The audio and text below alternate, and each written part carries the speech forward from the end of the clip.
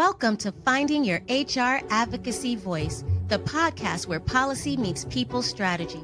I'm your host, Tracy Justice, also with co-host Chris Schrader and co-host Rachel Guin. And each episode is designed to equip HR professionals, nonprofit leaders, and small business owners, especially those without a dedicated HR department, with the insights you need to understand how policy impacts your workplace. Let's break down the big issues, spotlight what matters most, and empower you to show up for your people and your purpose. Now let's get started. All right, now we're going to go ahead and get started. How are you all doing today? I'm fine. I'm good. A lot of exciting stuff happening. So Definitely. Now, I know we missed last month due to some personal concerns, health issues, but we're back today, and we're back today with a lot of information. So what we're going to do something a tad bit different today. I'm going to go ahead and share a few comments that I want to highlight, and then I'm going to go ahead and give space to Chris and Rachel to share some of the hot topics that some hot topics that maybe some things that they've seen going on, and they want to share it with us and make sure that we know as HR professionals what's going on, and if there's anything else that we need to do, if there's any action to take. So what I'll share first is I'm really excited, you guys, for tomorrow. For our IndySHRM event, we're going to have a real cases, real solutions case study interactive workshop. Really excited about that. And the whole idea is that, SHRM's always talking about these 6 pillars, these 6 pillar policies, and how we should rally up our HR membership professionals and get them to join us in the 6 pillar policies. But sometimes I wonder if we fully understand them, right? Because we know what they are. But then how do we know that we really understand them? So I'm really excited for this opportunity where we're going to have HR professionals working on case studies, and then we're going to have attorneys. And of course, we know that attorneys aren't there to be their personal attorneys. However, to share some insight and wisdom and help us make sure that we understand HR. Because for me, what was enlightening was the Ames v. Ohio Department of Youth Services Department, and the whole plain letter reading. That was something new to me, and it still blows my mind to this day. Like, wow, I never knew that was a thing. So really excited about that. And then I have a rhetorical question for both of you. And I don't know, maybe you want to answer it today. You let me know, but if not, we'll save it for another episode. But I had someone say to me that HR doesn't really support employees. They don't really help employees. HR is only there to help the employer.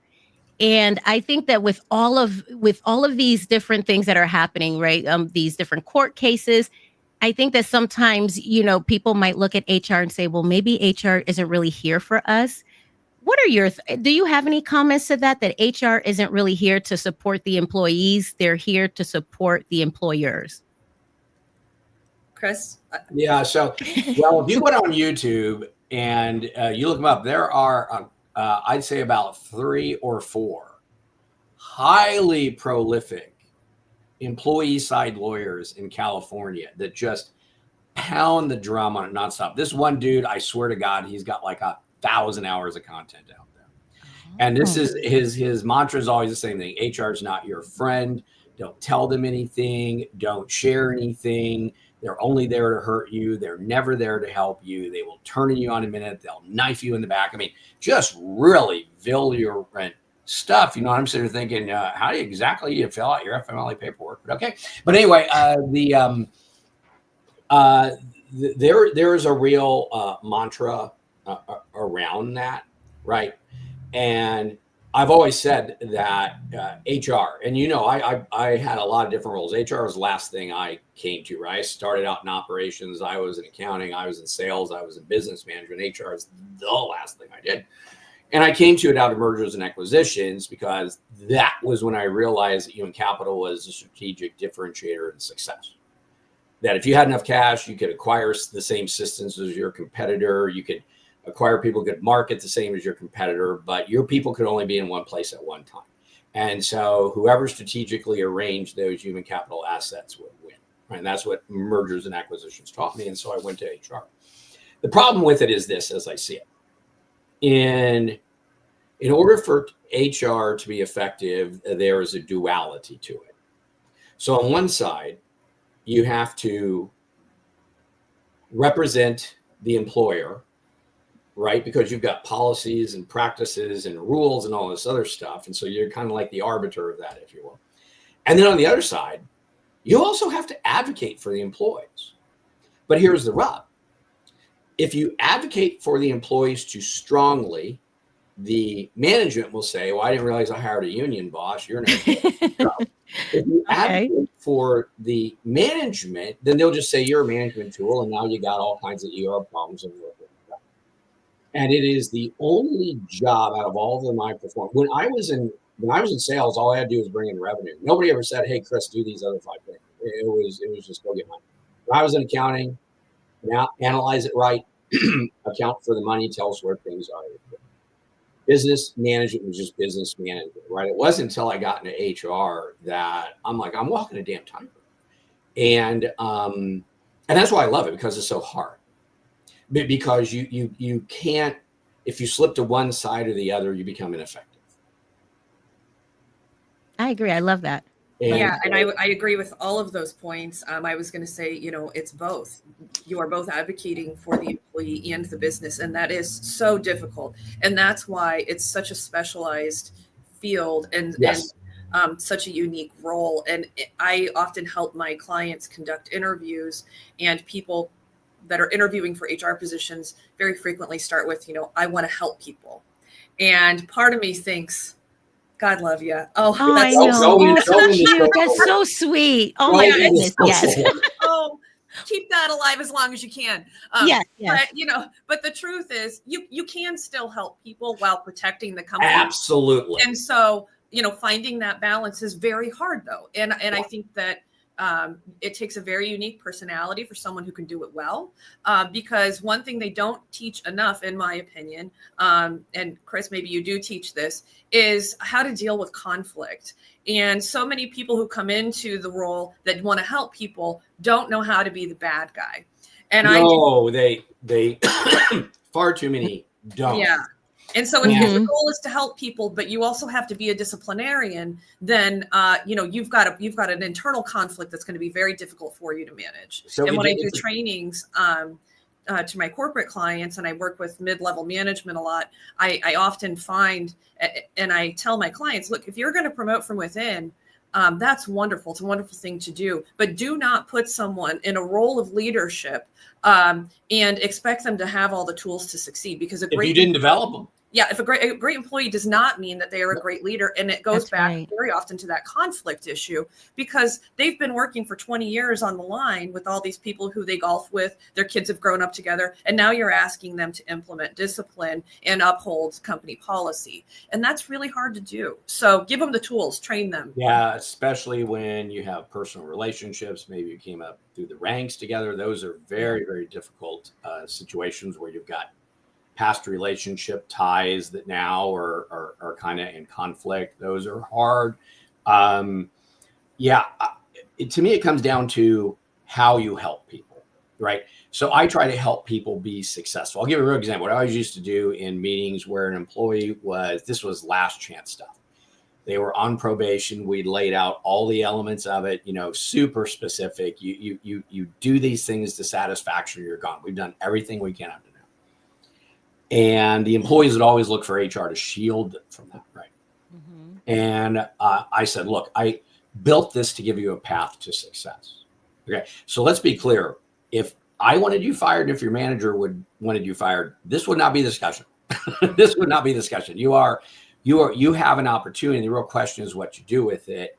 And all I would ask of you is engage in it, because if you stay on the path you're on, you don't make the effort, you don't deliver the results, then you're going to paint that manager into a corner where they can do nothing but the last 4 lines of this document, and I'm going to sign off on it. So don't put us in that spot. I love that. And I also, along those lines in these trainings, I always say an employee that receives discipline should never be surprised. And if you are doing what you just said, Chris, there's no surprise because the expectations have been set out.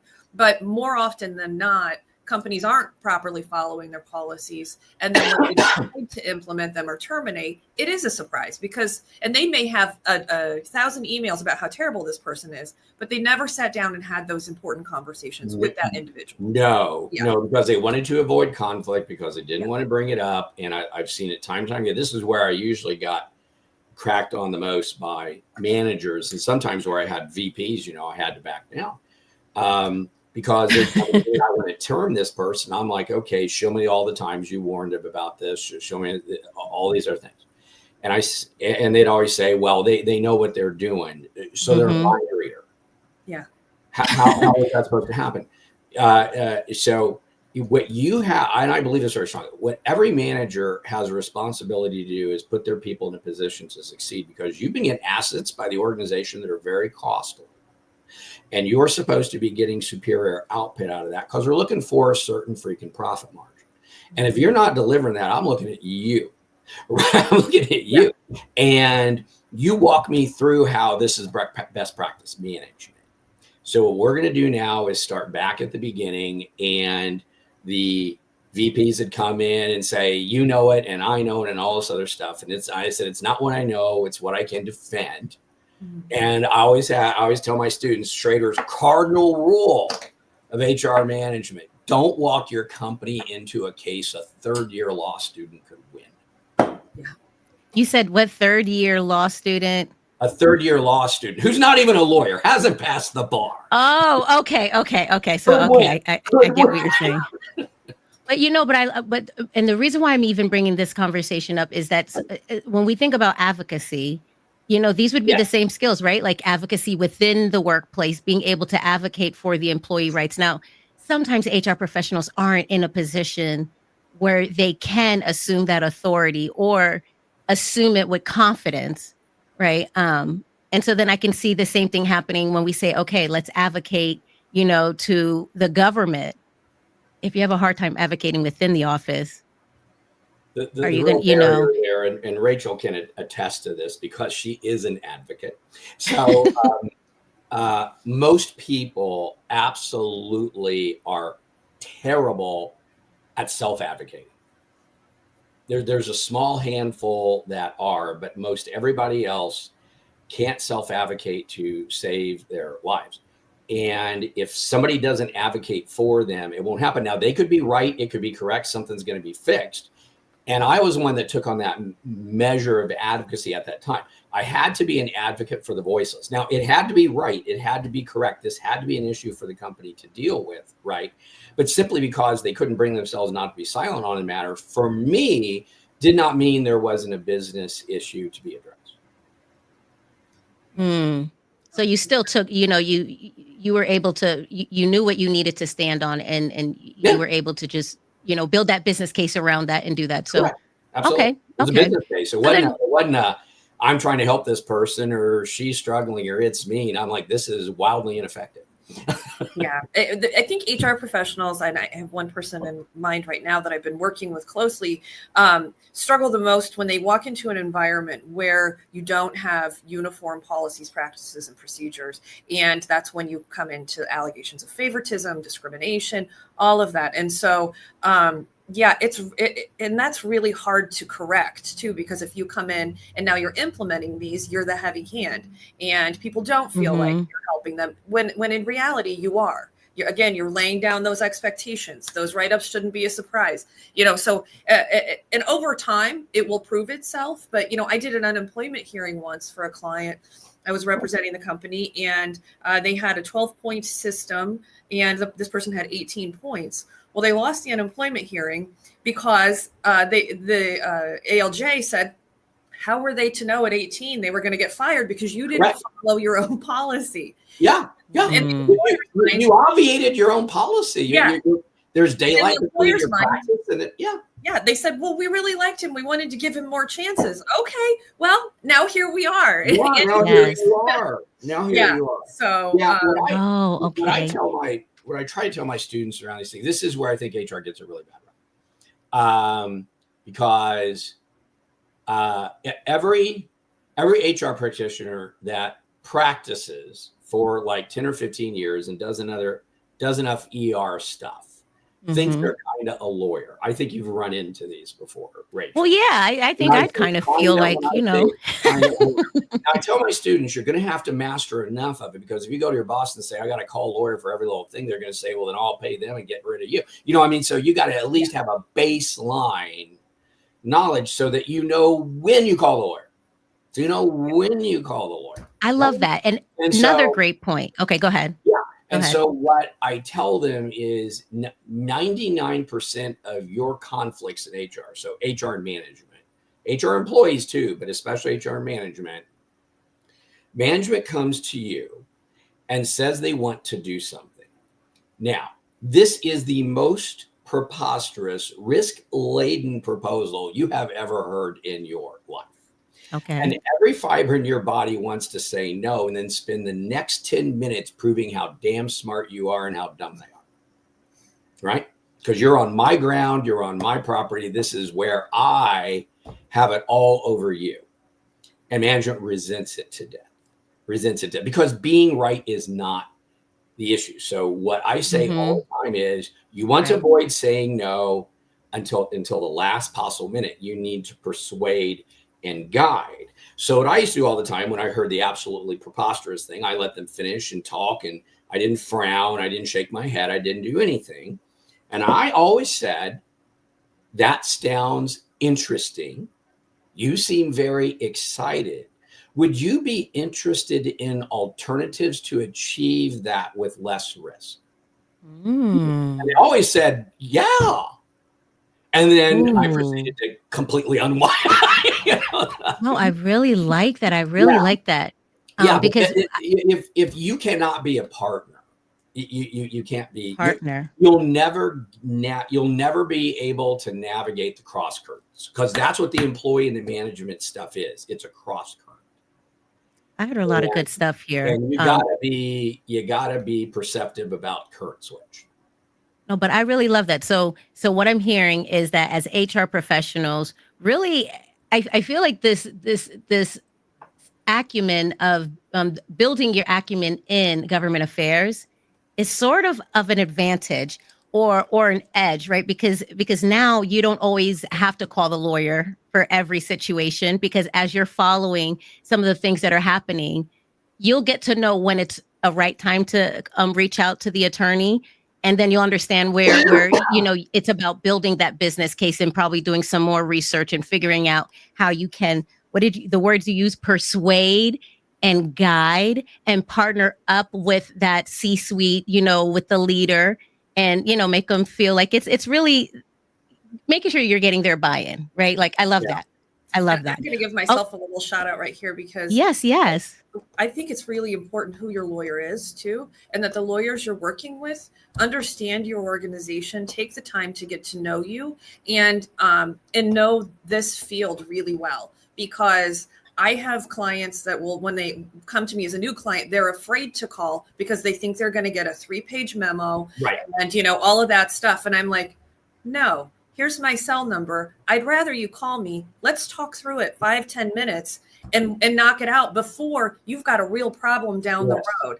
And I commit to that, and I maintain it. And because I do this so much, I don't need to write a 3-page memo. Right. I know the answers, and I'm not alone. There are many other lawyers who are very good at this area of law. But if you get kind of a jack of all trades, they don't know the answer. And I just had this come up where an attorney wrote some unlawful policies for a client, and I got the handbook, and I was like, who did this? It was just a year ago, and I don't ever want to speak bad about my colleagues or other, but I was like, ooh, okay. Then they're like, they said they didn't really have anybody, so they called somebody in Chicago and I was like, who ran it through Chat GPT. Yeah. So there's value in finding the right partnership. Back to the term partner. I think your attorney should be your partner too. Yeah. And obviously we've all got to make money, but if you're good, you're busy enough, and you don't need to write that 3-page memo. No, you don't. So what's the 3-page memo though? Like, what do you mean by that? Like, So a question I got today about FMLA. We've got a key employee who needs to go off on FMLA. Does that employee need to be salaried? Do we follow a rolling calendar year or a set calendar schedule? And I just walked through that with him really quickly. And I said, yes, it's got to be a salaried employee, but you don't have to bring them back to the same or similar position.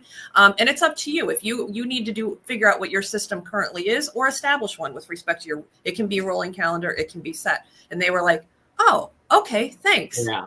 Off the phone. The problem is on a 3-pager, that's like 3 paragraphs in. Of legalese. Yeah. Well, The FMLA allows. By first year, it's 100%. Yeah.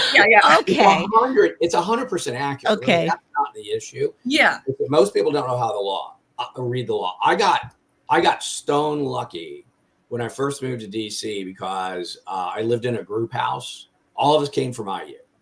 And the girl that had the degree in Russian got a job at the National Security Agency. She could never talk about. The girl with the journalism degree got a job at the Post. And the guy that was in the house was going to Georgetown Law. And first year law is just murderous. Rachel, as I'm sure you can attest, they try to break you to wash you out. And okay. We all lived together at IU. I mean, not in the same rooms. We were in the same dorm. We were all in student government. We all knew each other, right? Really, really deep. And my wife was in there too. We showed my wife yet. And so he was just really struggling. And he got to the point where in his sleep, he'd be making oral arguments, right? And we could hear him, right? And so he was, I could hear him pacing, right? So I went upstairs one night.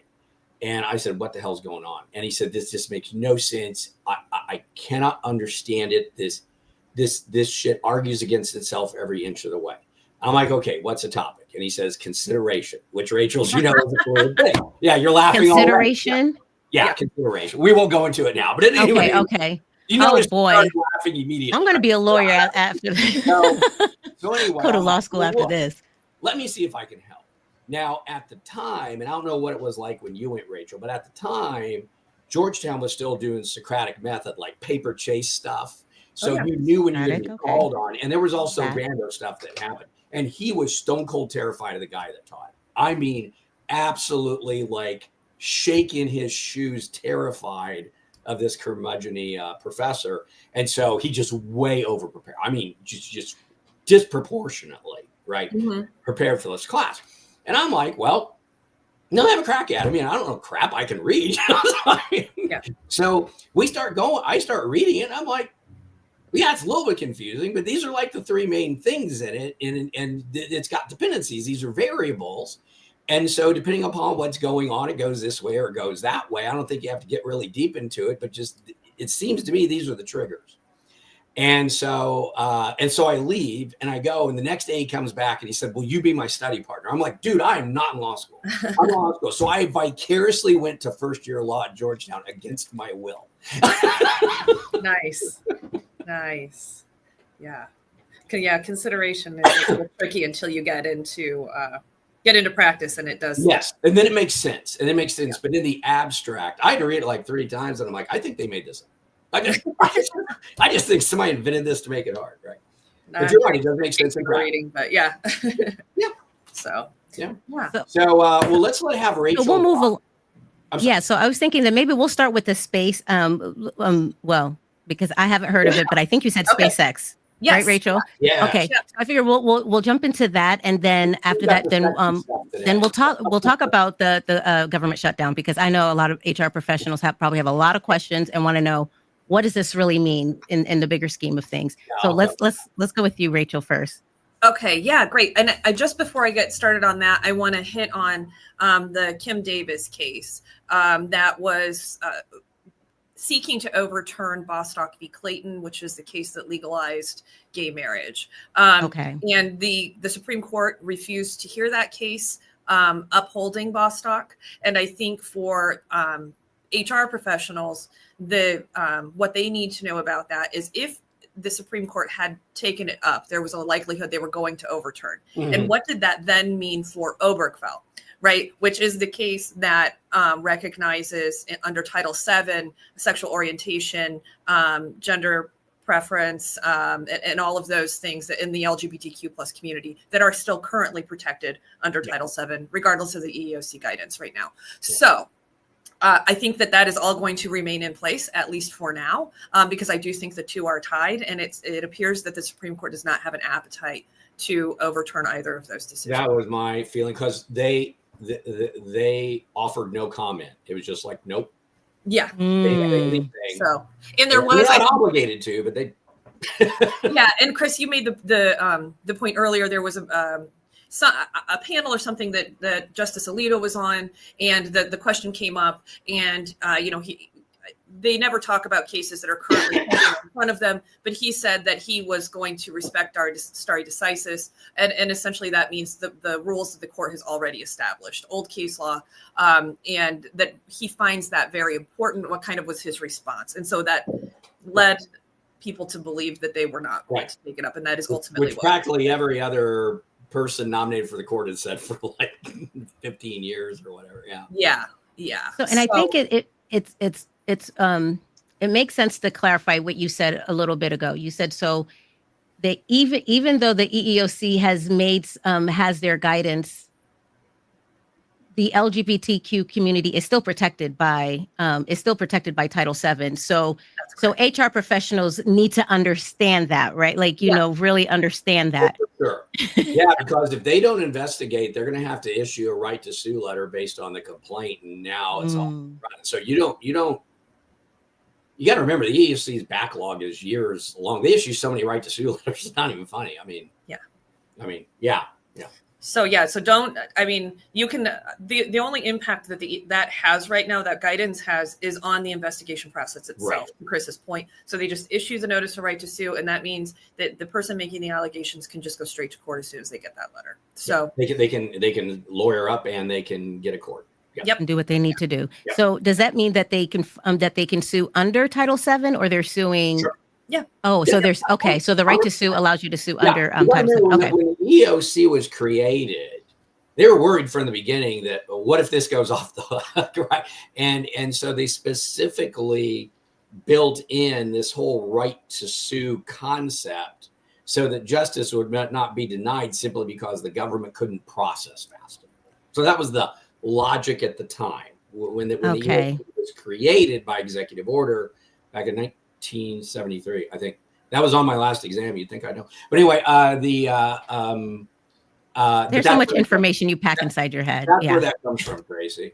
Well, when you do this stuff, you kind of have to know.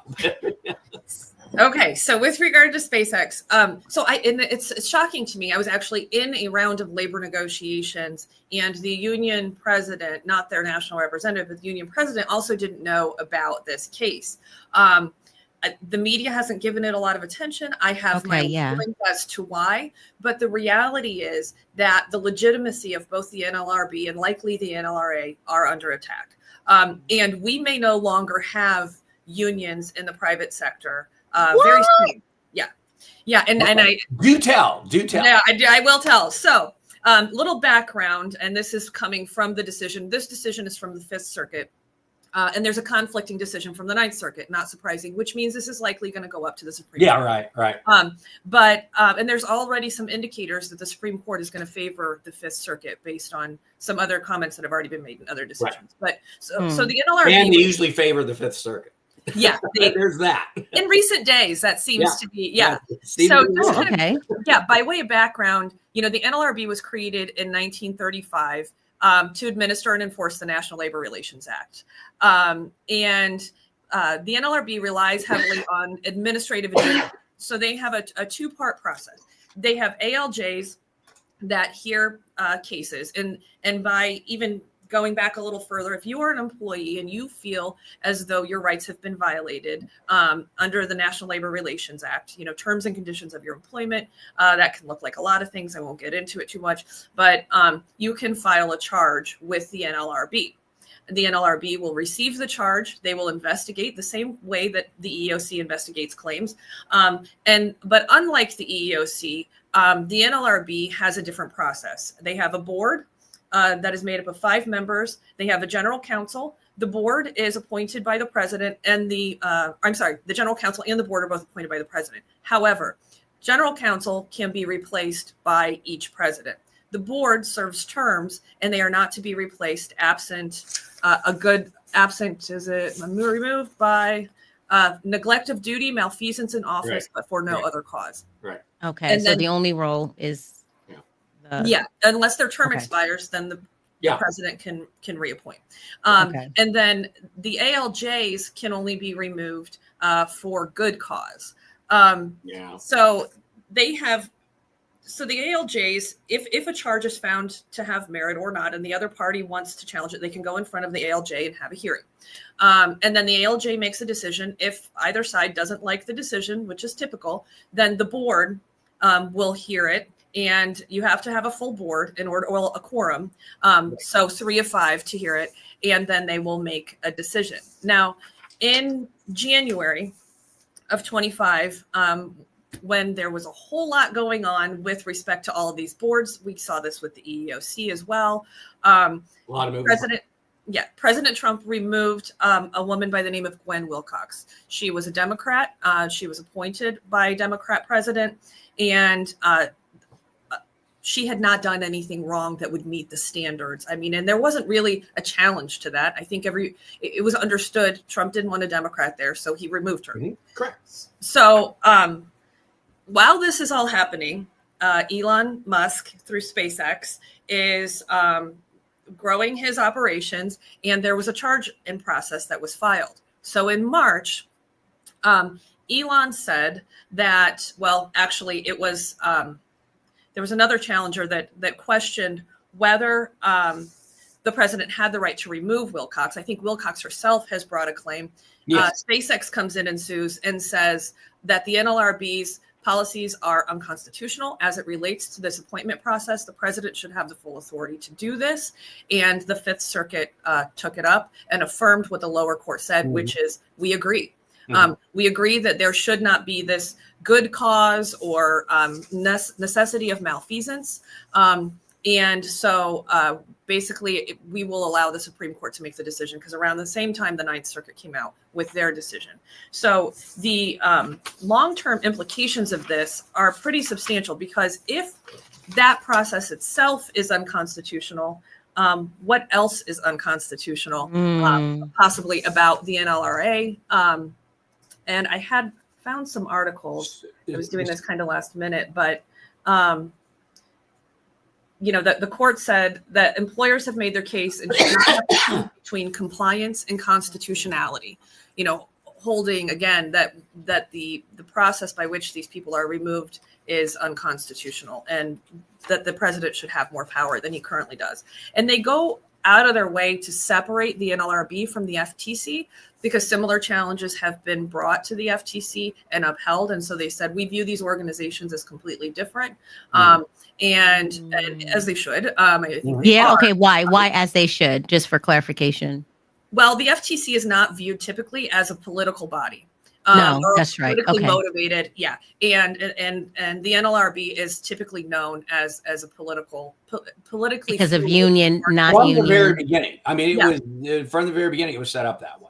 So Right. who did it set? Which under whose presidency? Franklin. Oh, the New Deal. Is it the New Deal? Okay, and okay. Yeah. Okay, because I've heard so many things about the New Deal. Okay. So it's just about dismantling the whole New Deal thing. Okay. And so the one article said, the Supreme Court, if they agree with the Fifth Circuit, they would invalidate an administrative process that has been in place for over 90 years and has long governed the adjudication of unfair labor practices and the regulation of labor relations in the private sector.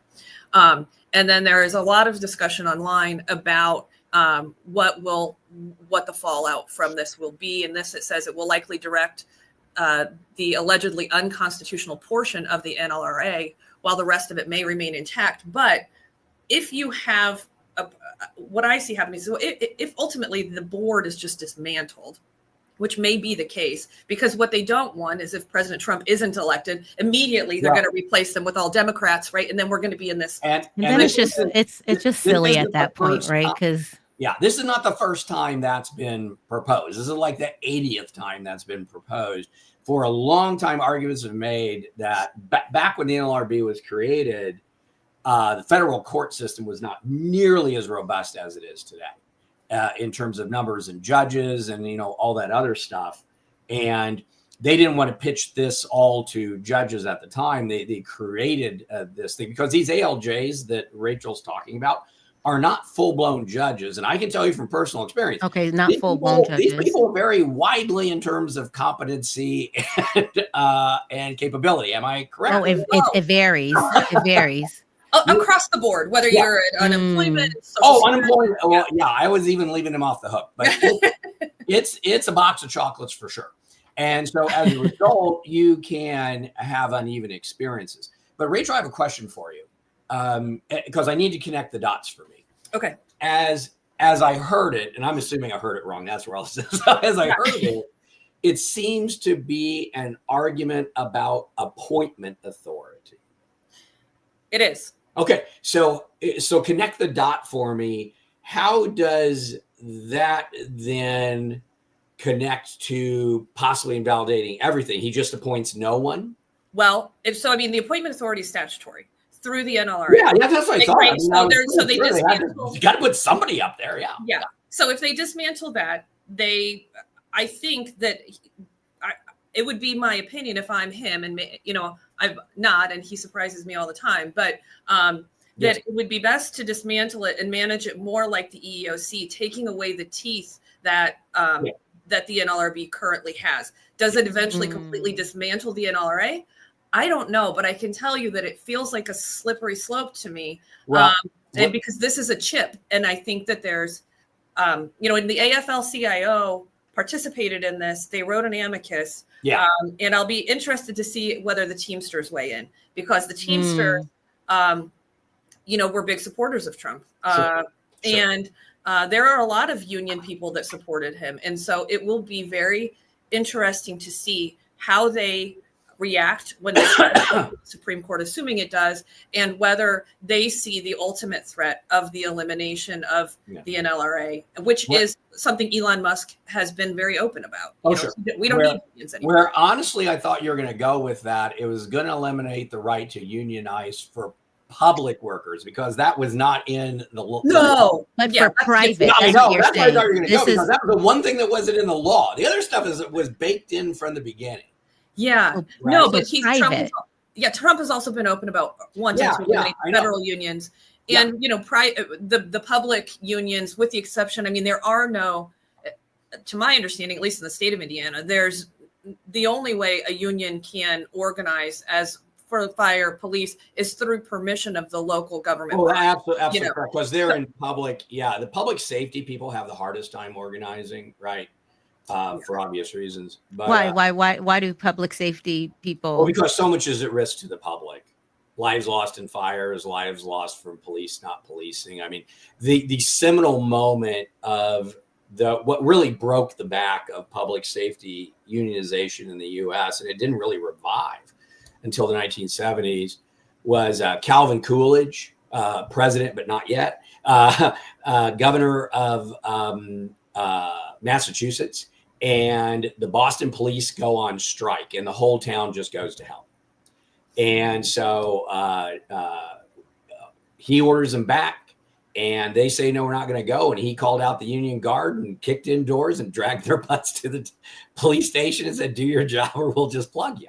And what? It just blows my mind sometimes, where I'm just like, so this is America, though. Just got to read the history. Well, but from that point on, the reason it happened is it gotten so egregious. There was mayhem in the streets. There was no control. Militias were forming. There was vigilante stuff going on everywhere. The gangs were taking over. Just read about it. It was just off the hook crazy. And finally, he was like, I'm tired of messing with it. And it catapulted him to the presidency. And it really turned back the clock on that stuff. And like I said, they didn't really start organizing with any kind of fervor all the way until the 1970s. There was like a 100-year hiatus, where, less than that. Yeah. So to make sure that I'm following, so this case could seriously impact the private sector when it comes to unionizing and the ability to be able to do that. Not unionizing itself at this point. I probably stated that in the beginning, but I do feel like this is the first chip of something that is yet to come. Yeah. And I think it will be coming, because as soon as they say that this is unconstitutional, what else is unconstitutional in this statute, and what else will be challenged? And so that's really the crux of it. What it will do, the result of this decision will take teeth away from the NLRB and its enforceability. It will require people to kind of get their little right to sue, and then they got to go to the courthouse. Whereas now, a decision from the board is impactful, and they are not challenged. I mean, they do get challenged. Yeah, they do, but it never works. Yeah. Yeah. Okay. No, their word goes. Yeah. So let me ask you this question, Rachel. Yeah. There's unions and there's unions. So let me tell you what I mean by that. Okay. So I grew up in a union household. Okay. So I can tell you firsthand that skilled trade union people who go to school and work for 5 and 6 and 7 and 8 years to get a journeyman's card. Sure. I'm talking here electricians, plumbers, pipe fitters, steam fitters, HVAC, masons, carpenters and joiners. Bricklayers. Bricklayers, yeah. So all of these unions all have one thing in common. They run whole cloth the attraction of human capital, all of the recruiting, all of the education, all of the training, the whole 9 yards. They run all of that. No employer in those areas that needs something done, you just tell them how many you need, and they get them there, right? Okay. For every bit of that. Okay. As a result, the employers are willing to pay for that, because the other thing it does is it guarantees no competition on labor costs. You bid a job for an electrician in Mishawaka, it's the same bid for an electrician in Indianapolis. So the union in a way controls that then. Helps control cost, guarantees high quality trained human capital. So employers look at those people as partners. Also, starting about 15 years ago, they even took management of the pension funds off their table. And so they run that too.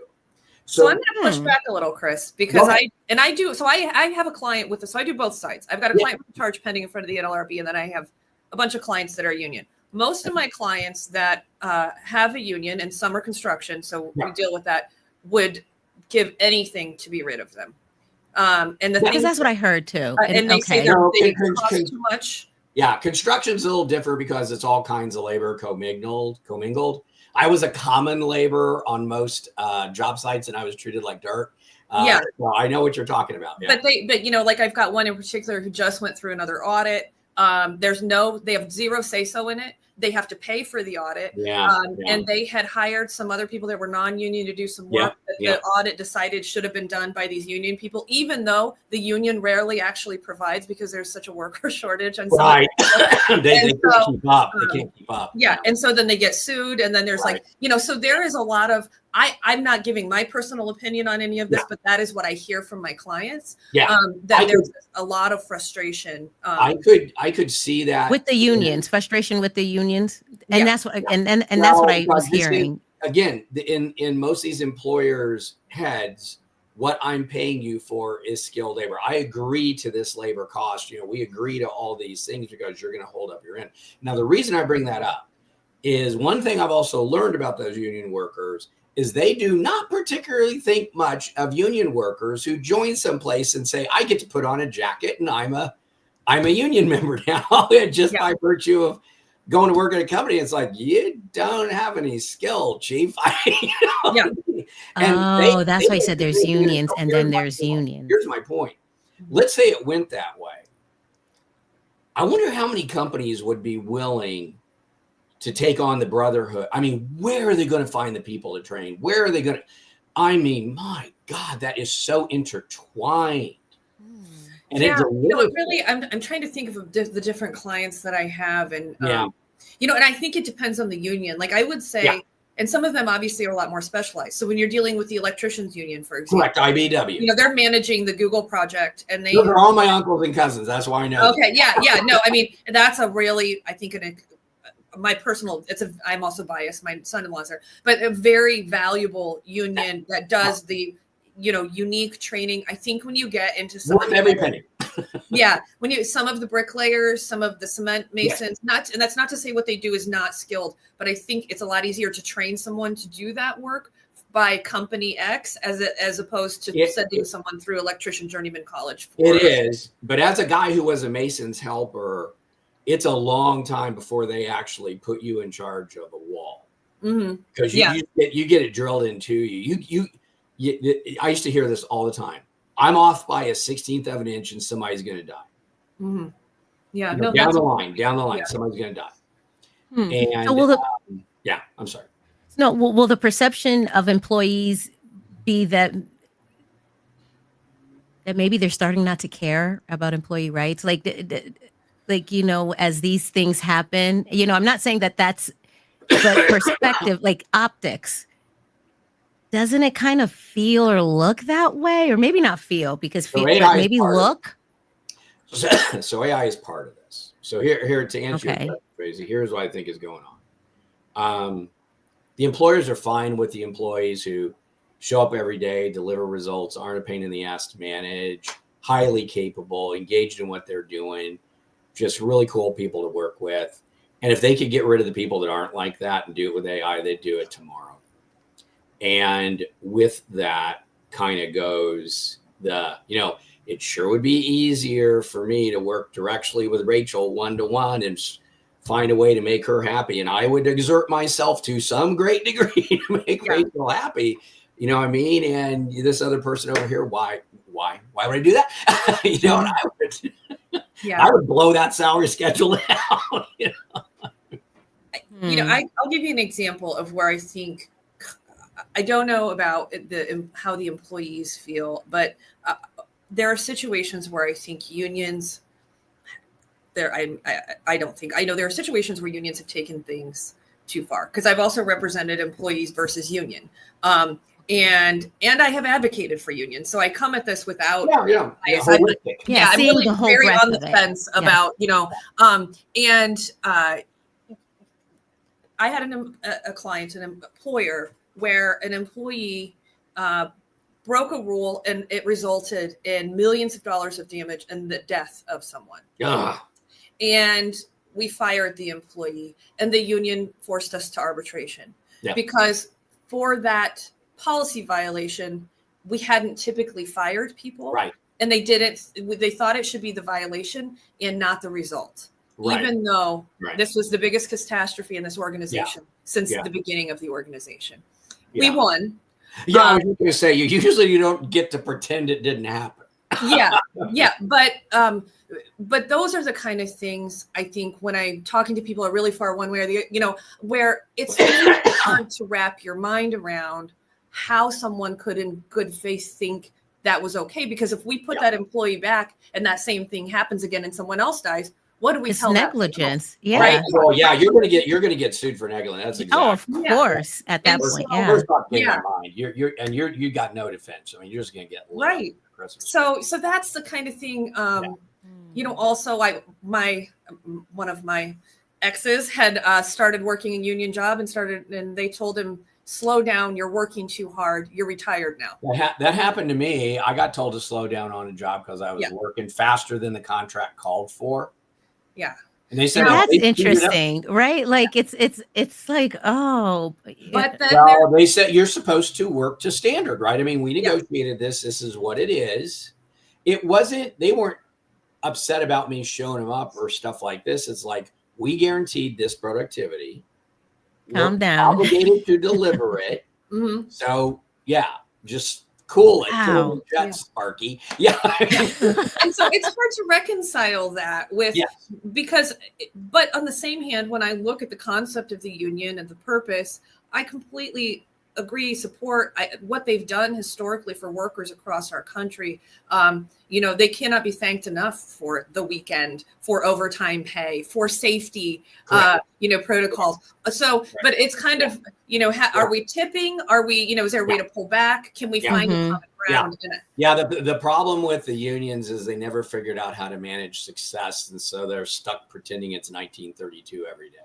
Yeah, and I had a case where it was employee versus union, where this employee had gone to management, moved up, and she was a traitor.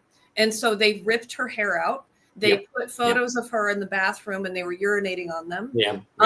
They were threatening her, following her to her car. And so there is that side of that too sometimes. And this is, this is not to say all unions are like this. No, it just means that there's all kinds of shapes and sizes and colors of unions, right? And that union didn't begin with a T, did it?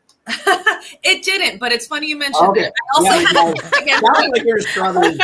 Sounds like you're describing that 5 years it didn't. Caterpillar went through. No, but Jimmy Hoffa Jr. is very much alive and involved with that T union. And there are a lot of those mentalities that still exist there. Yes, they are. From employees who were dealing with that. Wow. So the two unions willing to throw down quickly, in my experience, have been the Teamsters and the miners. I mean, it's not funny, but the miners were shocked. You said what? Oh yeah, when the miners first tried to organize, they were just freaking shot. Yeah, then there was when they were on strike, there was one who went in. I don't know if this was a case in Virginia. And one of they call him like a rat. If you go in and you're on strike, and this person went in, he had to feed his feet. And so cross the line. The line. So they actually blew him up, I think. Yes. If I remember that story correctly. Yeah. Yeah. So, and that's like years ago back. Like, that was 20 years. I was like maybe 15. Yeah. Maybe 15. Yeah. Yeah. No, they don't. No. Yeah. Okay, no, so and this was okay. So Tracy, just look up a person, a union, a person who was a union blown up in a mine. There was a whole crime. No, I think they bombed their car. It was something like that. Yeah, I think it was the car. Yeah. Oh my God. Like certain people who are crazy. It is not all unions. It is not. No, it's not. And they have done a lot of good. So I feel like if there are any union people watching this, they're probably like, oh my gosh, they're bad. No, we're not cracking. No, you know what? No, because from what I'm hearing from both of you guys, like, no, I'm, because I'm not really involved with a lot of unions at all. So what I'm hearing is just that, there is just a varying degrees. There's just different types of unions. Like there's different types of people. But the one thing, the one thing that Rachel said that every HR pro should take to heart, that the vast majority of workforce treatment and what we teach is best practice and things like workforce flexibility and time paid off and job protection for this and job protection. Every bit of that came from unions, and they died to get it, literally died to get it. And I also like to add one of my biggest clients is Fort Wayne Public Transportation. I think I've mentioned before. I also represent Bloomington, and we just finished labor negotiations with CityLink is their name. In conclusion, their national representative was here, and he just said, "I've got to tell you, I've not seen anything like this before. The cohesion between the company and the union, the transparency from the company, and there are situations where there can be cohesiveness and collaboration. And I think when there are good relations, it's not a problem. It's genuinely not a problem. Yeah. So for all the bashing, there's some good there too. So. No, I mean, because I think I know we're on time. Yes, I apologize for that. No. Don't worry about it. This was a very robust discussion, and Rachel, as usual, killed it. What I want to talk about here briefly is the government shutdown update here. So in case everybody noticed, we're shut down. This is the longest shutdown we've ever seen. And political parties, whether it be Democrat or Republican, are now 14-0 for getting what they wanted by shutting down the government. Why anybody keeps on running up this hill is beyond me, but here you go. So there were a couple things that really drove this, right? So you got to go all the way back to last year when the BP was passed, right? Well, actually this year, but March of this year. And when Tracy, as I told you before, when you've been in power and you lose power in DC, it's like someone died. I mean, everywhere is ashes and sackcloth. It's the most, you go from being in charge to having waiters ask you who you are and can't remember. I mean, it's terrible. It's not funny, but I mean, it's real. It's a real thing. They call it the wilderness. That's the term they use. They call it the wilderness. And when you are in the wilderness, you can't wait to get back. The problem is we don't have elections for 2 years, right? Those are the opportunities to shape the composition of the houses of Congress, right? So in between, there's just not enough there. So boy, you get an off-year election for a dog catcher in New Hampshire, and it's just blood sport, right? I mean, just everything is piled into it because there's so few opportunities to quote unquote fight back. So most of the Democratic base really felt that Chuck Schumer did not fight hard enough for the BBB. Now, I think he got a really raw deal because he needed something to fight, and that was votes, and he didn't have enough. And there was really nothing he was going to do.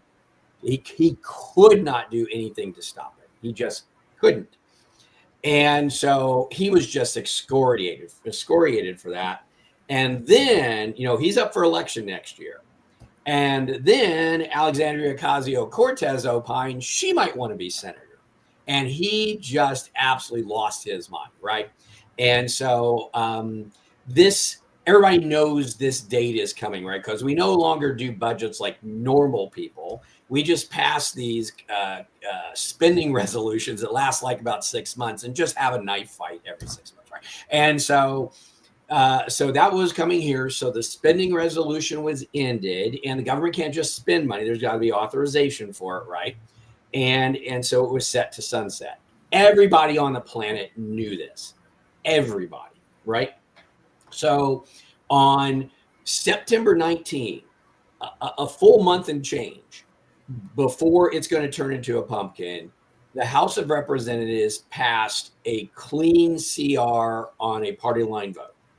Now, in DC, the term clean refers to a bill that does what it says it does. It's usually like one page and we're doing these 5 things and that's it. That's referred to as clean. And so they then sent that to the Senate. Now, the House plays by very different rules than the Senate does. The Senate has had from the beginning, the founding of the Republic has had strong protection for minority party members. Okay. And so one of these has to do with the filibuster.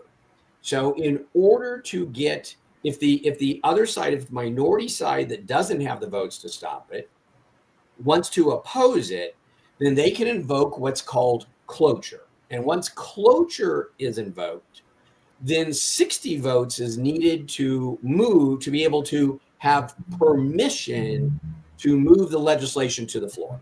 You got me? So it's like the first gate. That's like permission. This created a mathematical problem for the Republicans because they only got 53 seats. So just as in past years, Republicans have done this. I think the Republicans may have done this slightly more in the Ds, but don't hold me to that. I think they're about equally guilty. I think 7-7 or 6-5 or whatever. But this was the place where Schumer could fight. Now, the one thing that the out of power party does is they can run the clock. And so they use this period to negotiate the things they don't have the votes to get passed. So they say, okay, we'll pass it, but we want PBS funded, refunded. We want this, we want that, we want that. And they were trying to undo pieces of the BBB, knowing that President Trump and the Republicans who fought so hard for that would never do that in a million years. So now you got your fight on. And the gamble was that the Republicans would be blamed for the government shutdown. Now, I always thought that would never work because it was really super damn obvious that 53 is less than 60. I can do math. But it turned out they were mostly right because apparently nobody knows about cloture. And the Republicans kept on saying, look, we're taking action. They put the bill up like 34 times.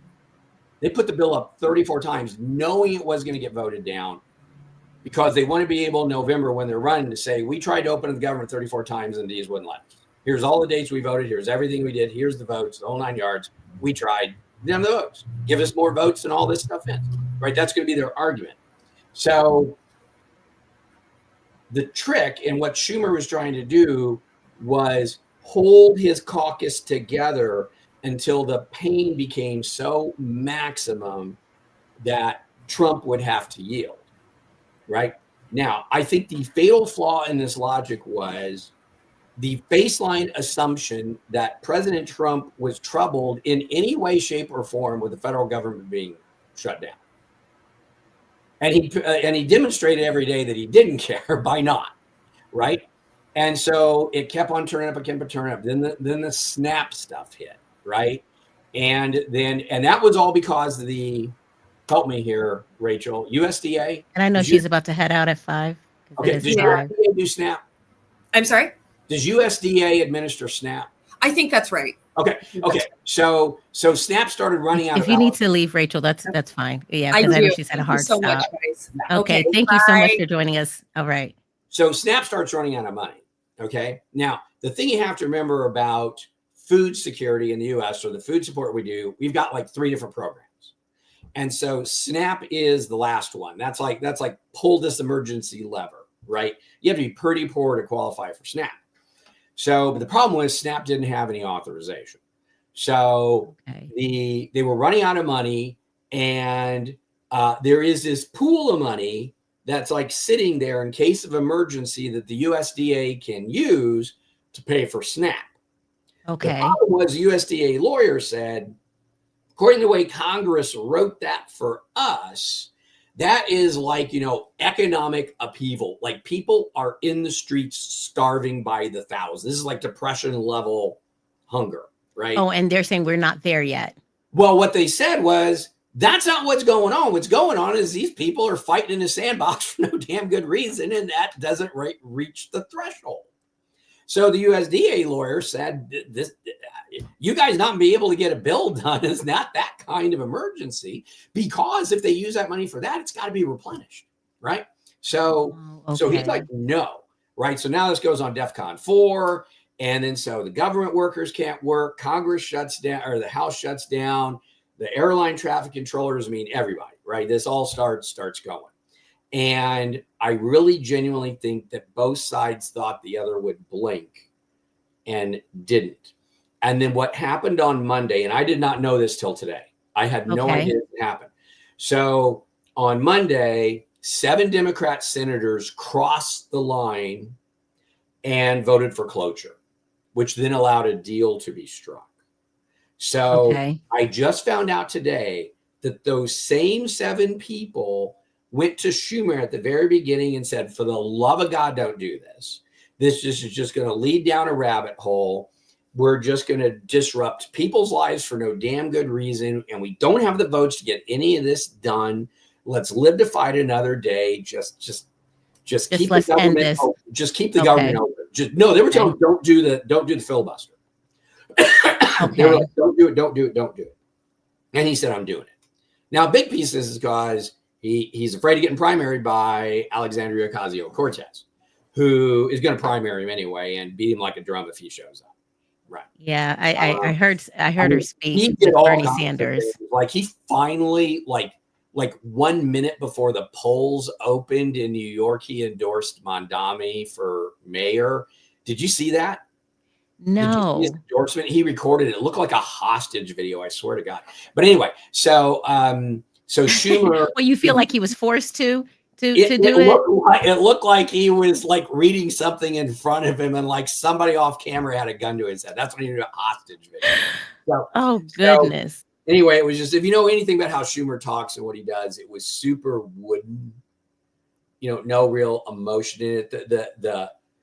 The words he was saying were not backed by, his typical verbosity and style of speaking. It was just alien. That's what I meant. He was like, I'm forced to read this. No. So anyway, so that now got kicked loose. So the Senate pulled together a deal. And so the components of the deal are, this is the Senate bill. We'll get to the House bill in a minute. So the Senate bill agreed to spend money on military construction, everything Veterans Affairs, pay the federal workforce, fund all the non-Social Security benefits, because Social Security can't be affected by a government shutdown, even though everybody believes that. That hasn't been true for decades. Oh, okay. People still scream that. I'm like, will you please stop? That hasn't been the law forever. And and the Senate agreed. Now listen to me very carefully because this is very important. The Senate agreed to have a vote to extend COVID benefits for increased subsidies for ACA plan premiums. So to explain, they recently just did that. No. They agreed they agreed to have a vote. They didn't say they vote for it. Okay. They said they would let it come to the floor. Okay. So you got to turn the way back on machine here and go all the way back to the first term of Joe Biden. And remember when he put that American Rescue Plan in place and did blowout spending and all that? Okay. So baked into that was all this COVID stuff. And so you remember with COVID, a lot of people got laid off. And a lot of people got laid off who aren't used to being laid off, like white collar people and high earners and stuff like that. Now, the way the ACA was built, it subsidizes the premiums for people who are fairly poor, like two people making $25,000 with one kid. You know, they would get really high subsidy. Their health care would cost almost nothing, right? Okay. And that's the way the ACA was built, right? Okay, fine. And everybody was like, you know, okay, healthcare is expensive and poor people can't afford it. And so whatever. So, but when COVID hit, you now start having higher paid people getting laid off. So the Democrats put through a COVID provision that moved the ceiling for household income from like 48.8 or so. I'm going to get this wrong, but it's something like that. It's like 48, right around 50, something like that, all the way up to $150,000.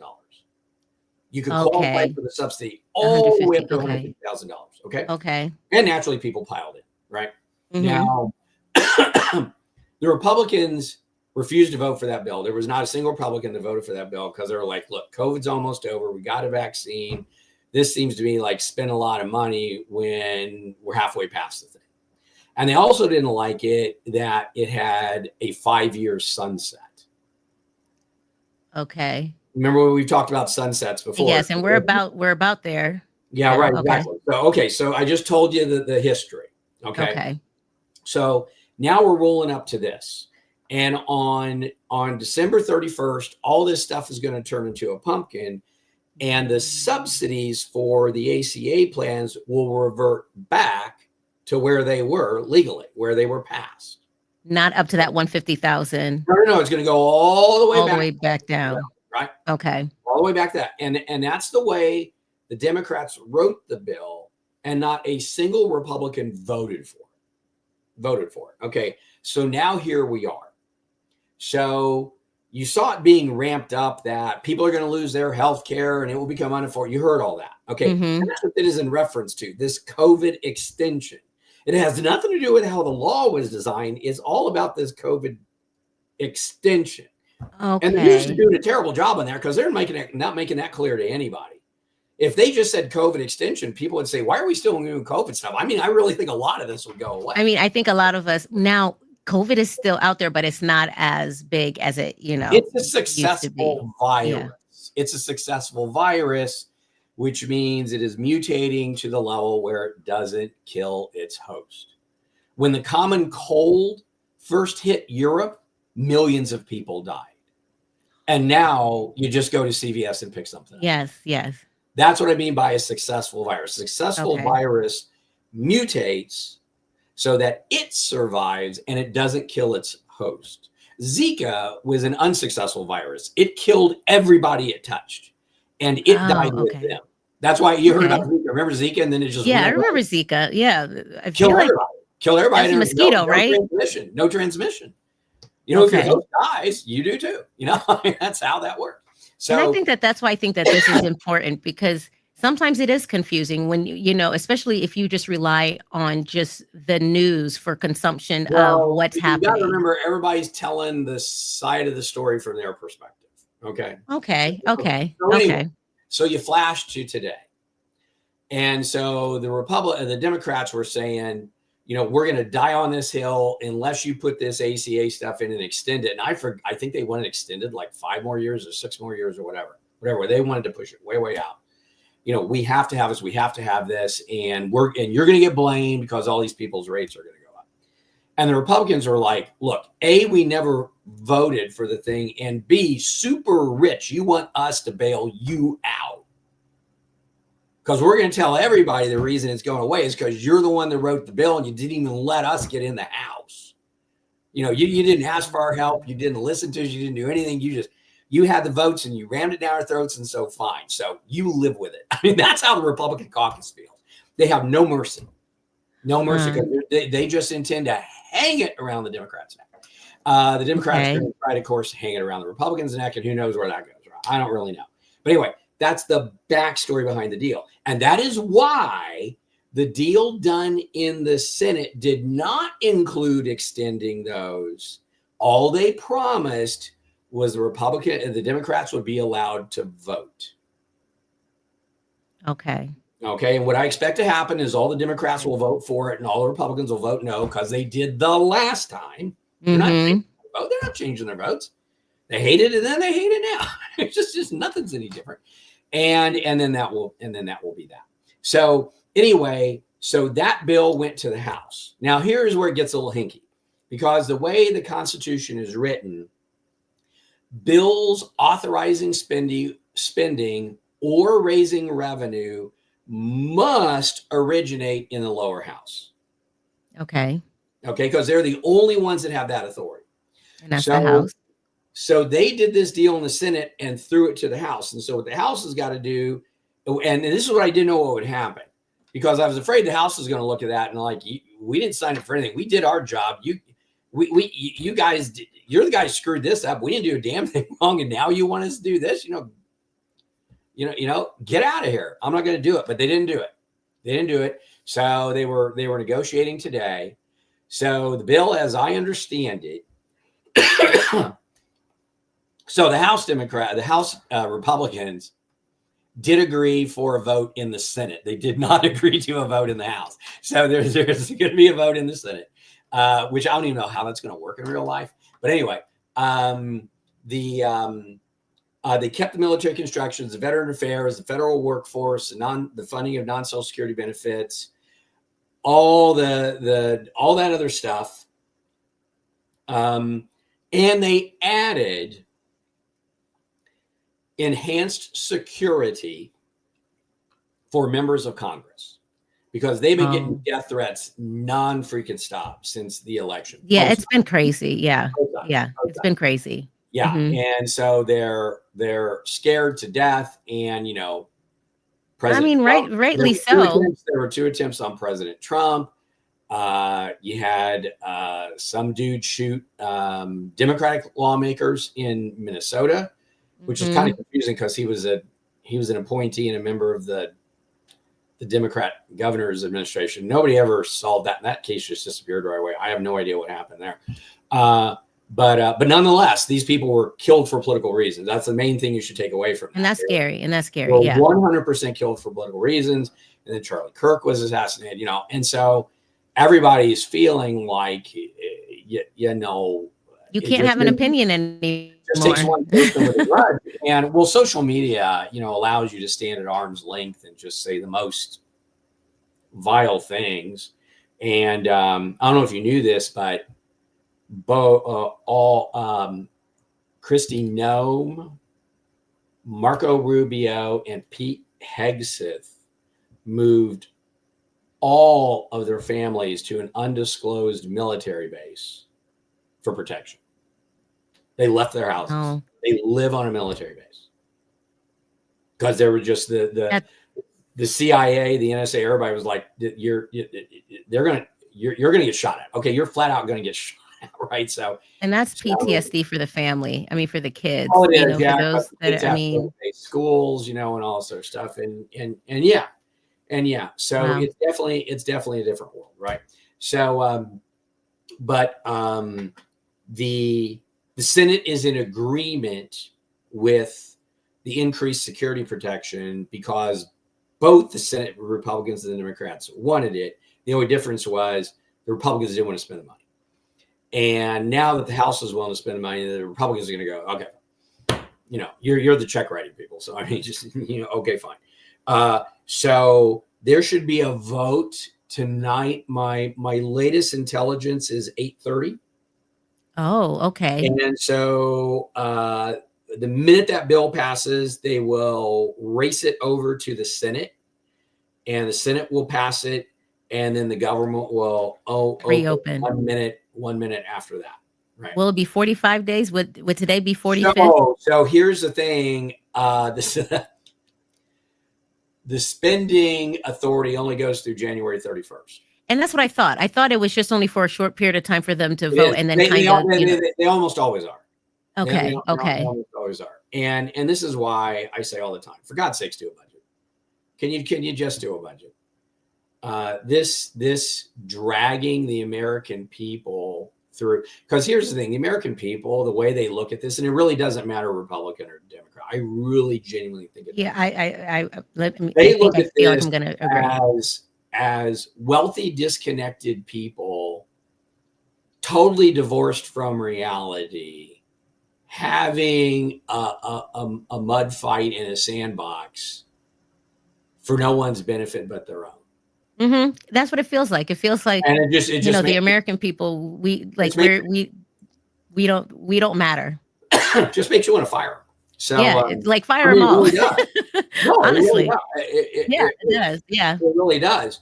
And the House was kind of getting tarred with that brush because they did their work, but they kept on getting dragged into it. The House Republicans aren't doing anything. I'm like, the House Republicans passed a bill. So it's really the Senate that needs to do what they need to do. I mean, they did what they had. They did what they had, and it just aggravated me when I just saw person after person say the House Republicans are absent from this. Well, yeah, because they're not senators. I mean, did you sleep through civics entirely when you were in school? So that aggravated me. What has aggravated me about this is,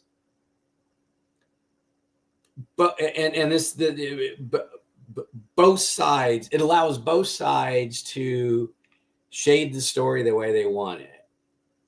But the number of people I saw do post on Facebook, people who I respect and who I regard as highly educated, were posting things that said the Republicans have total control of government. They got the presidency, they got the House, they got the Senate. So how is this the Democrats' fault? And I was like, cloture, the filibuster rule.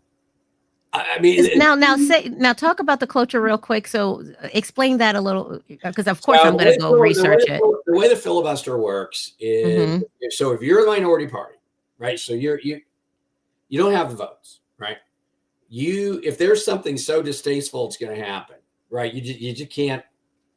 You can't see your way past it, right? For a variety of reasons. It doesn't matter. The reason is totally irrelevant.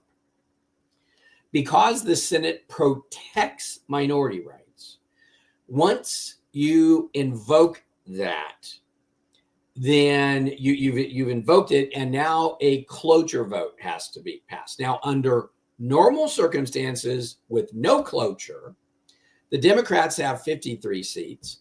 The Republicans hold 53 seats. The Democrats hold, 47? And so the Republicans, as long as they vote on party line, can get anything done they want, right? That's pure majority. And that is how the House works. Pure majority. And there is no minority rights in the House. In the House, if you're the party out of power, you get treated like lower than vacuum cleaner dust. So, but in the Senate, there's protection. So interesting. Okay. Yeah.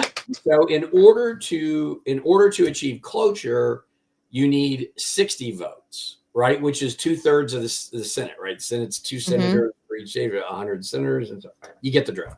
It's sorry, it's not 60%. It's, what is that? 33 1/3, whatever the heck it is. You said 2/3? Yeah. Okay. But I was wrong. That was wrong. Okay. It's 60. And there are 100. So you need 60%. Put it that as the easiest way to do it. Okay. You need 60% of everybody who votes there to be on board. Okay. Now, the Republicans do indeed hold control of the Senate.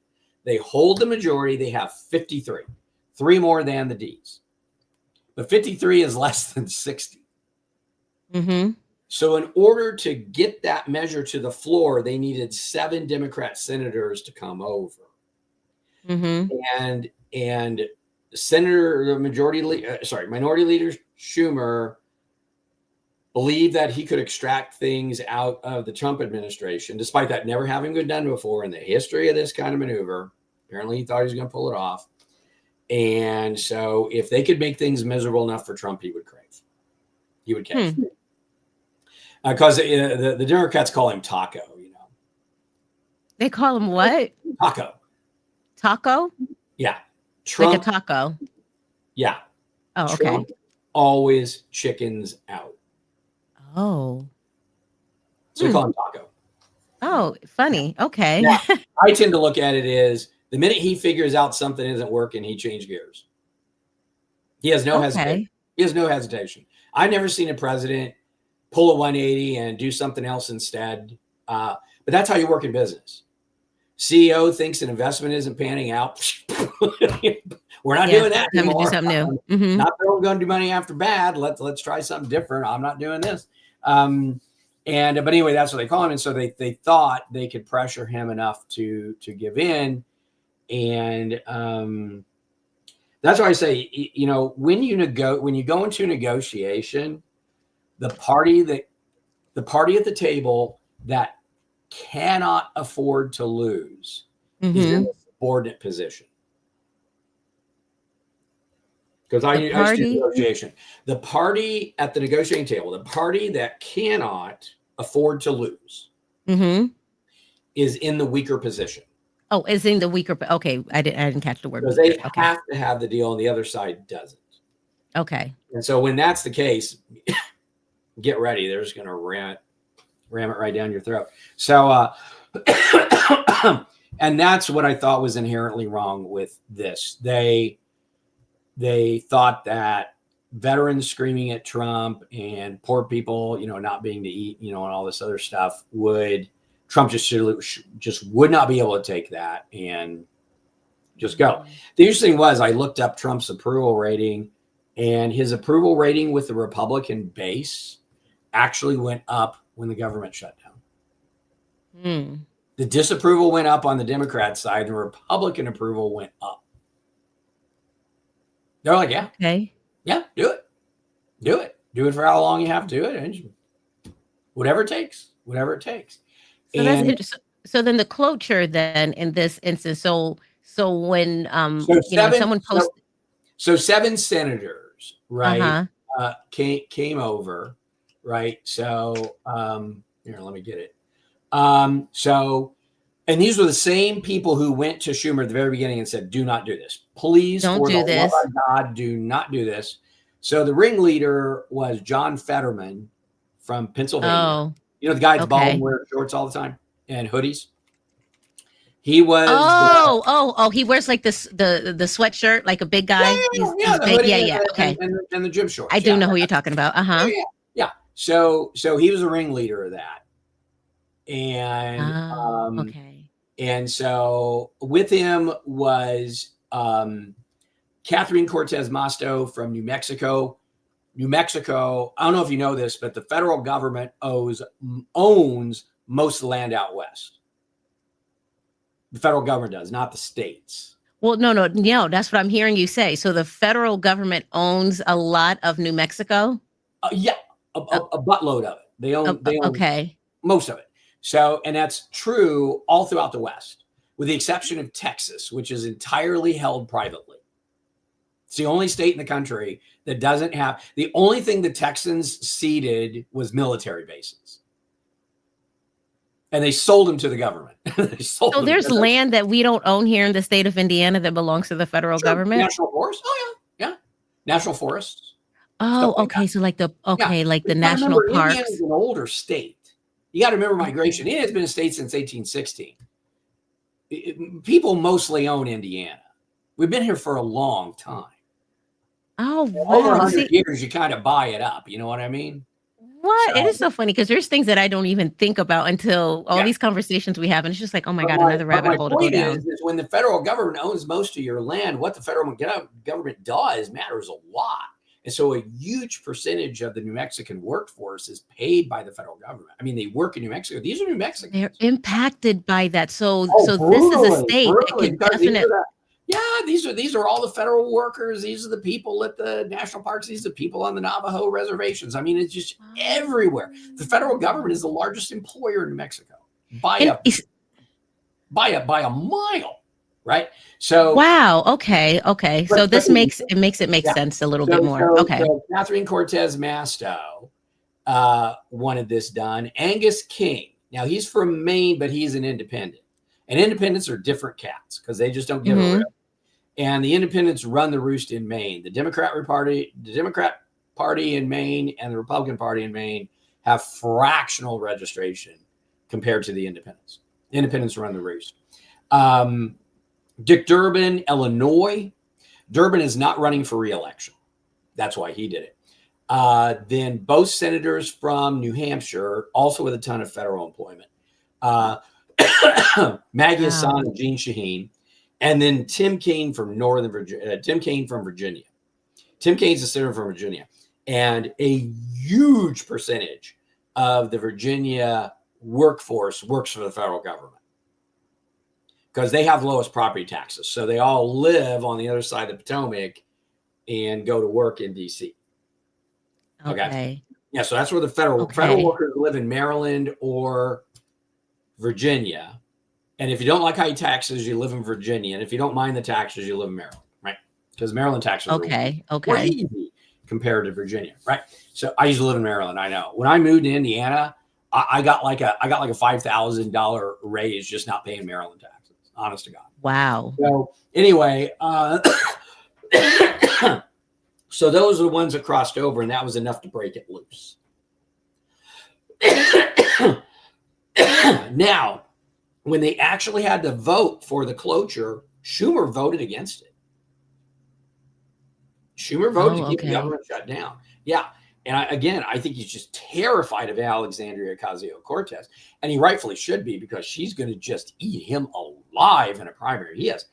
He has like no chance. The worst person, I think, if you were to give me a picture of the most disliked person in the U.S. today, the image that would come up would be an old white guy.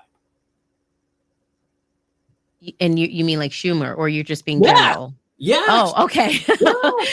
Jeez. Really? Okay. Mitch McConnell in the Senate, I literally saw him.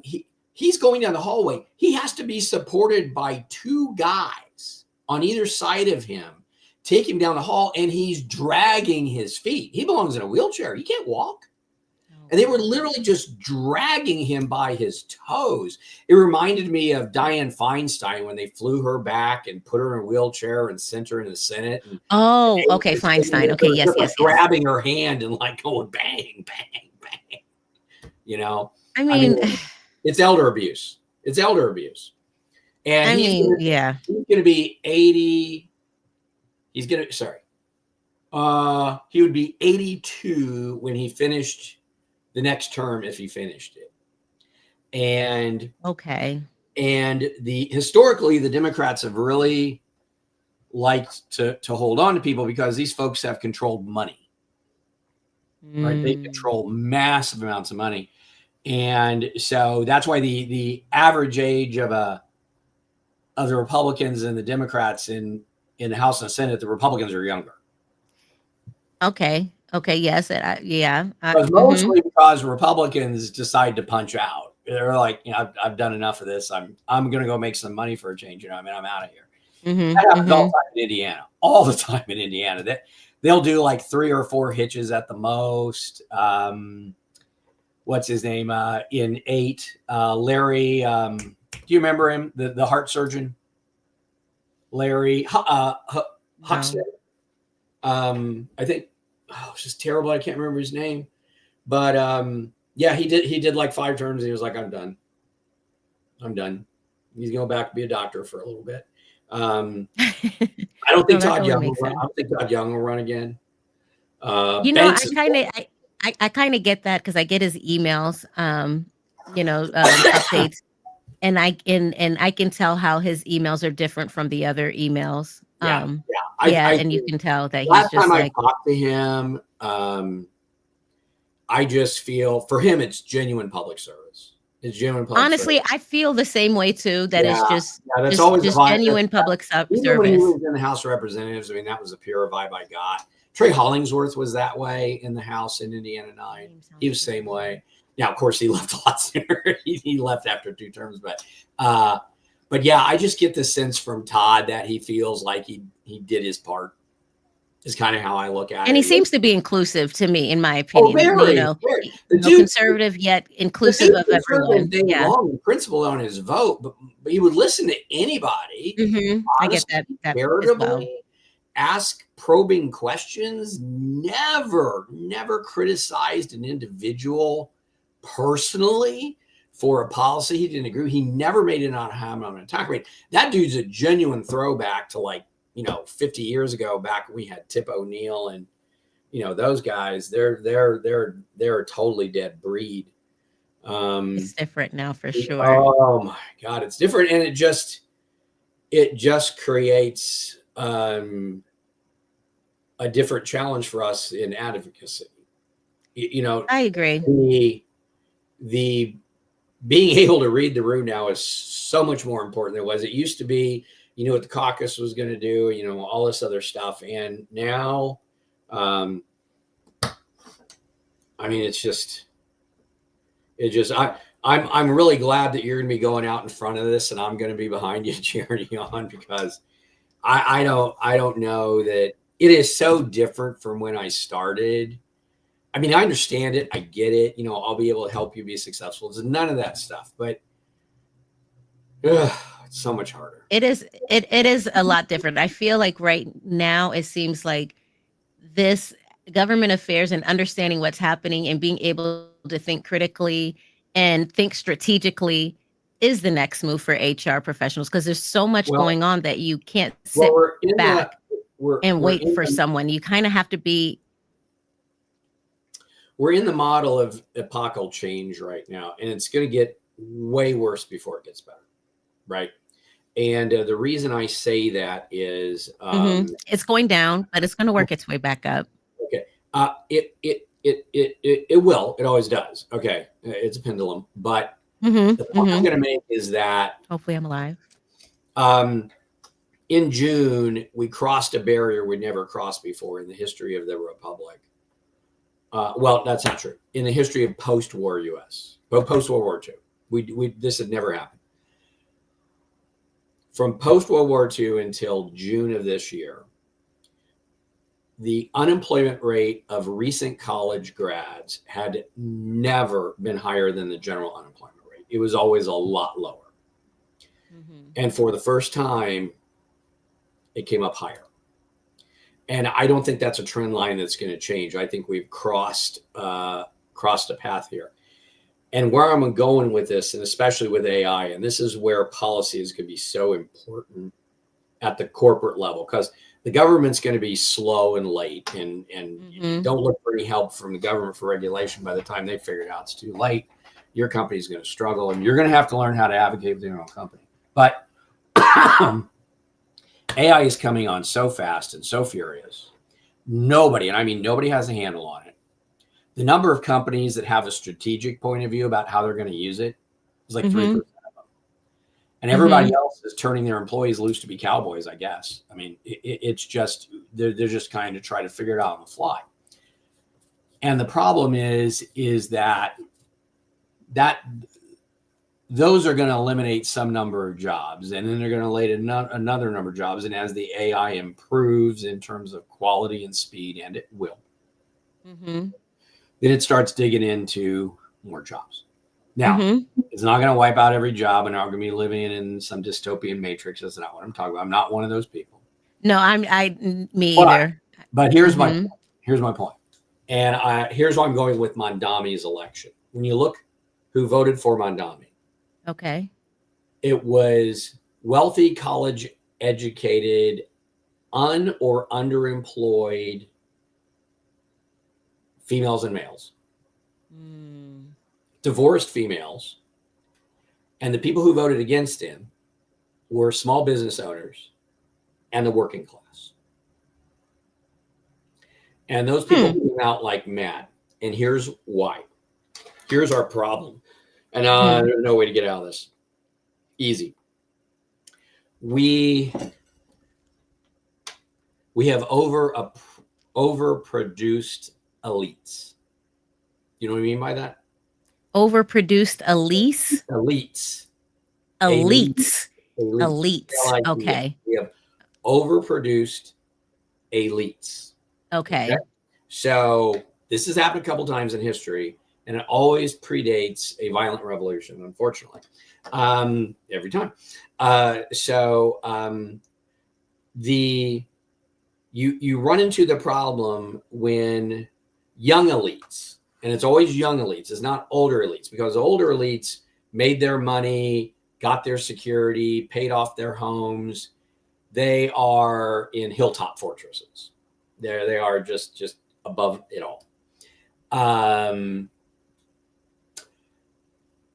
But the younger people, so when the economy hits the point where it gets enough elites, it's not like a flare gun goes off and says, hey, by the way, back down on the college stuff and do the skilled trade stuff where we got enough. That didn't happen. And so what happens with the young elites is they get it pounded into, you got to go to college, you got to go to college, you go to college, and you got to take up mountains of debt, but it's okay. Because when you get to the end of that, you're going to get this really high paying job. You're going to make bank. You're going to live in fantastic cities. You're going to have this fantastic life. I mean, everything will be yours. Right. And then they arrive. And when that first group arrives for whom that's not true, because it was true for a while. It really was, right? When only 21% of people in the United States had any college at all. That was like when I graduated in 1982. I was a rare bird. Now, I wasn't rare in D.C. In D.C., it was like 99. Well, yeah, that's what the community breeded. Pretty much, right? Yeah. I felt really undereducated when I moved there. But nonetheless, there's only about 21% of the people had any college at all, let alone graduate. I mean, just any college. Okay. And so now we're up to like 48% that have some college. And so the two things that happened was they were sold that story.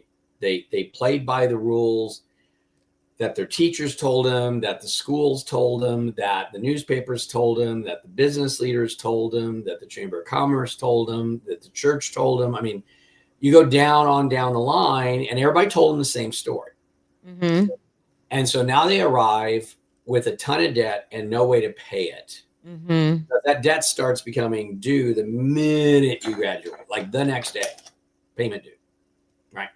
So they live in cramped apartments. They string together 3 or 4, related jobs. They drive for Uber. They do TaskRabbit. They do Instacart. They do, they're trying to scrape together a living. And that's just not enough money to live on. And they live in these tiny apartments, utterly miserable. And the only thing they know for sure is that everybody from top to bottom, starting with their parents and everybody else who is an adult, meaning somebody older than them,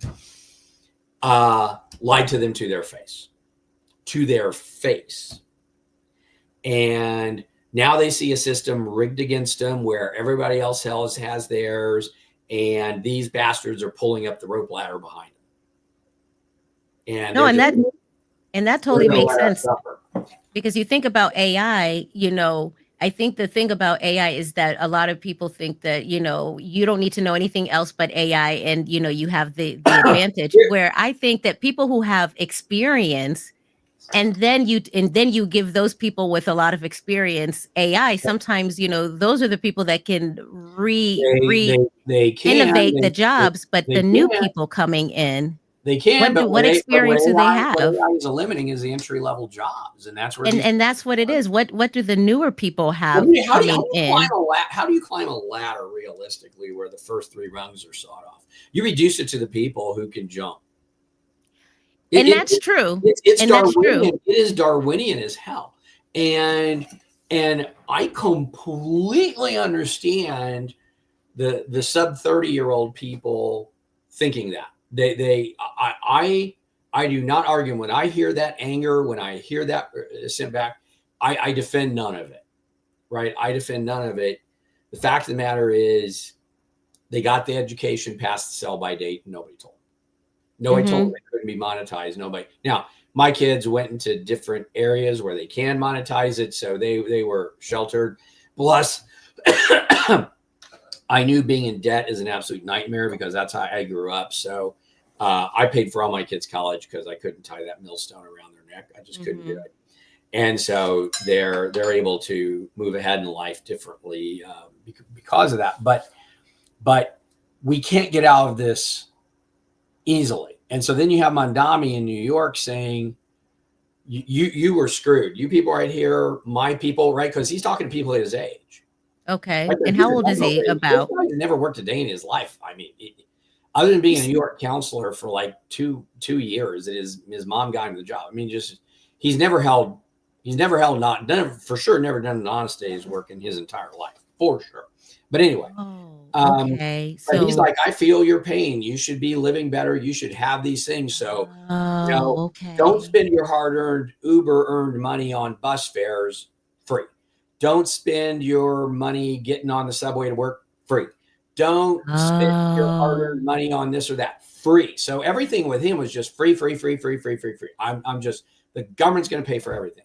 And we're going to take over the grocery stores. And so you won't be gouged anymore, and you'll get all your food from the government. And that's who won. Okay, so that's why it was a big. When he was running that argument was almost at the same time people started complaining about SNAP and how they were going to starve if they didn't get that money from the government.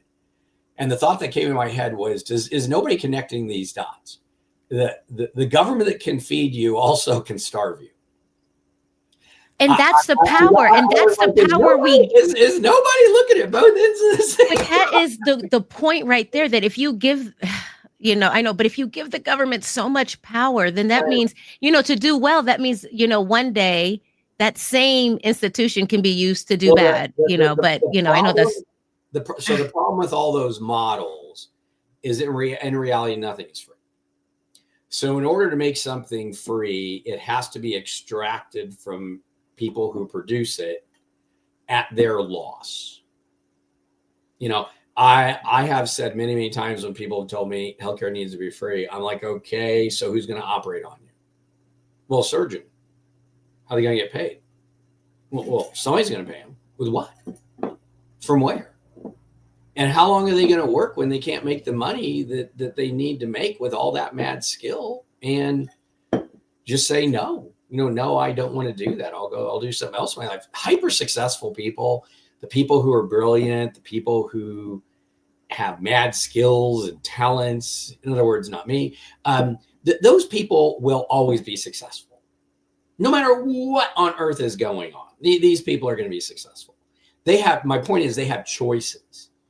And this is what I've always said. You go after people who have talent, skill, and ability and tell them, yeah, I need you to take a really big, like 40, 50% haircut and just hand that over to me and be thankful for the rest you have. And they're like, I think Texas looks real good. They don't have any tax. I think there are people there that could be operated on. I'm sure there's a hospital that would hire me. I mean, you can only do that to people who can't move. This is why it was illegal to leave the Soviet Union, illegal to leave East Germany and all those. You have to put up walls and keep the people in, because otherwise a certain percentage will run away.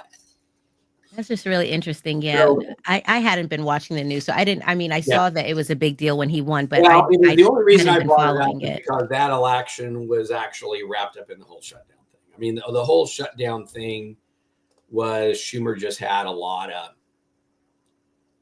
irons in the fire. I wouldn't want the guy's job. I mean, no matter how hard he works, no matter what he does, and he's a skilled politician. Don't get me wrong. I mean, people are screaming at him and telling me he's a hack and he's washed it and all this stuff.